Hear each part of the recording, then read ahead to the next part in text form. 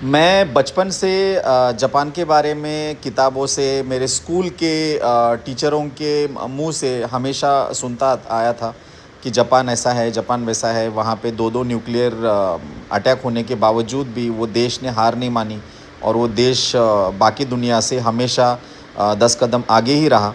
लेकिन जब मैं जापान में आया और आने के बाद जब मैं यहाँ पे कुछ टाइम स्पेंड किया और कुछ जगह मैंने जब घूमी, तब मैं लिटरली गाइस शॉक हो गया, क्योंकि यहाँ की हर चीज़ इतनी परफेक्ट है कि वो परफेक्ट वर्ड भी यहाँ पे कम पड़ेगा।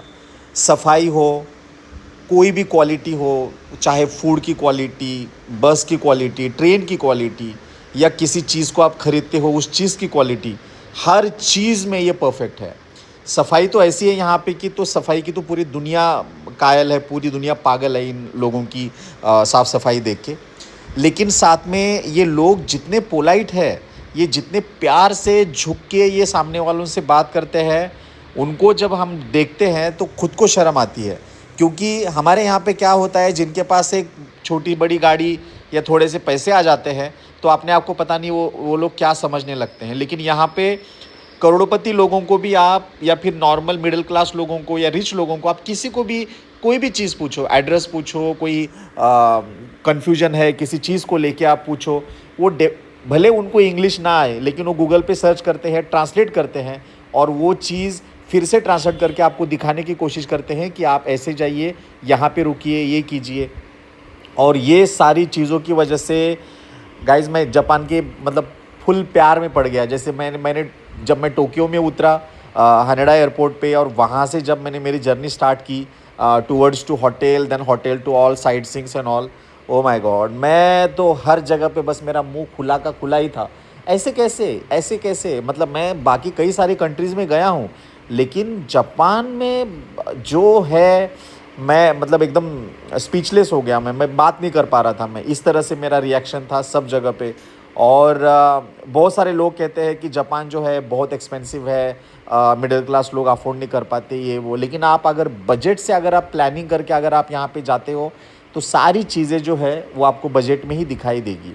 जैसे एग्जांपल, होटल का स्टे जो है टोक्यो में थोड़ा सा एक्सपेंसिव है, लेकिन अगर आप ओसाका में जाते हो या बाकी जगह पे जाते हो, क्वेटा में जाते हो, तो वहाँ पे जो उनके रेट है वो काफ़ी नॉर्मल है, मतलब उतने ज़्यादा एक्सपेंसिव नहीं है। रही बात फूड की, तो अगर आप वेजिटेरियन हो तो वेजिटेरियन लोगों के लिए यहाँ पे थोड़ी सी मुश्किल हो सकती है। लेकिन मुझे लगता है अगर आप 6-7 दिन के लिए आ रहे हो तो वेजिटेरियन ऑप्शन आपको मिलेगा, ऐसा नहीं कि नहीं मिलेगा, लेकिन थोड़ा कम मिलेगा।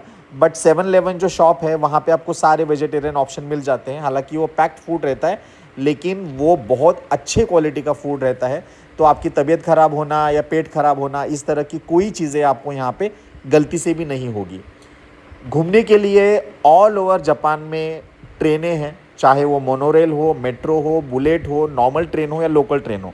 और सारी जो ट्रेनें हैं वो एक दूसरे को इतनी परफेक्ट तरीके से उन लोगों ने जोड़ी है कि आपको कहीं पर भी किसी भी ट्रेन का जो स्टॉप है या आपको ट्रेन पकड़नी है तो आपको बिल्कुल भी कोई प्रॉब्लम यहाँ पे नहीं होगी।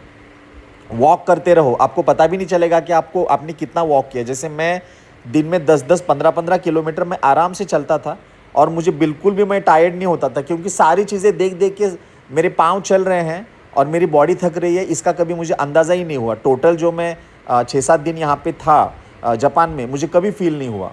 और जो यहाँ पे जो चीज़ें हैं देखने के लिए वो बहुत ज़्यादा बढ़िया है, चाहे वो शेंजू टेम्पल हो, टोक्यो टावर हो, या फिर और कई सारी चीज़ें हो। मैं टोक्यो की बात कर रहा हूँ। टोक्यो में भी काफ़ी कुछ है देखने के लिए। और जस्ट गाइज 500 रुपये का वीज़ा लगता है, और VFS ग्लोबल के जो चार्ज है 650 रुपीज़, टोटल आपको 1150 रुपये देना है। और ये मैं उन लोगों के लिए वीडियो बना रहा हूँ जो सोचते हैं कि जापान का वीज़ा बड़ा टफ़ है एंड ऑल दैट। बिल्कुल टफ़ नहीं है। आपके प्रॉपर डॉक्यूमेंट चाहिए। भले आपके अकाउंट में पैसे कम हो, लेकिन फेक अकाउंट बिल्कुल ज्वाइन मत करना, चाहे वो बैंक स्टेटमेंट हो, कुछ भी हो। अगर आपके अकाउंट में 1.5-2 लाख रुपए रहेंगे तो आपको वीज़ा आसानी से मिल जाएगा, कोई प्रॉब्लम नहीं है, बिल्कुल भी प्रॉब्लम नहीं है। क्योंकि जापान और इंडिया का रिश्ता जो है वो बहुत अच्छा है और वो लोग वीज़ा हमको बहुत ही आसानी से देते हैं। तो रिजेक्शन के जो ये है वो बहुत कम है। तो आराम से अप्लाई कीजिए, वीज़ा आपको आराम से मिल जाएगा।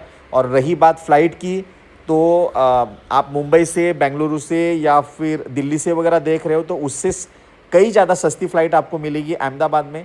अहमदाबाद से डायरेक्ट फ़्लाइट नहीं है, लेकिन अहमदाबाद टू वियतनाम और वियतनाम से आपको टोक्यो के लिए फ़्लाइट मिल जाएगी। और वियट जेट की फ़्लाइट है, हालांकि बजट एयरलाइन है, उसमें आपको लिमिटेड लगेज लेके जाना है और फ़्लाइट में आपको खाना नहीं देते हैं और ना आपको सामने स्क्रीन रहती है। कोई प्रॉब्लम नहीं है, जस्ट अपने मोबाइल में एक 10-15 घंटे का कुछ तो डाउनलोड करो, चाहे यूट्यूब के वीडियोस हो या नेटफ्लिक्स हो या कुछ हो, गाने डाउनलोड करके रखो मोबाइल में और आराम से जाओ। मैंने ऐसा ही किया और मुझे बिल्कुल भी फील नहीं हुआ कि मैं किसी एवरेज बजट एयरलाइन में मैं ट्रैवल कर रहा हूँ। और अगर आप सोलो ट्रैवल कर रहे हो तो हॉस्टल आपको आसानी से मिल जाएगा, जिसका पर डे का रेट है 1500 से 1800 के बीच में। और हॉस्टल, मैं बस ये नाम है हॉस्टल इसका, इसकी जो हॉस्टल की जो बेड की क्वालिटी है, वहाँ के बाथरूम की क्वालिटी है और वहाँ की जो सफाई और सिस्टम है, वो चीज़ों को देख के आपको हॉस्टल के बाहर भी जाने का मन नहीं करेगा। इतना हाइजीनिक, इतना क्वालिटी का हॉस्टल्स यहाँ पे अवेलेबल है टोक्यो में। तो गाइस, जापान जाइए, जापान के लोगों से मिलिए, जापान की डेवलपमेंट देखिए,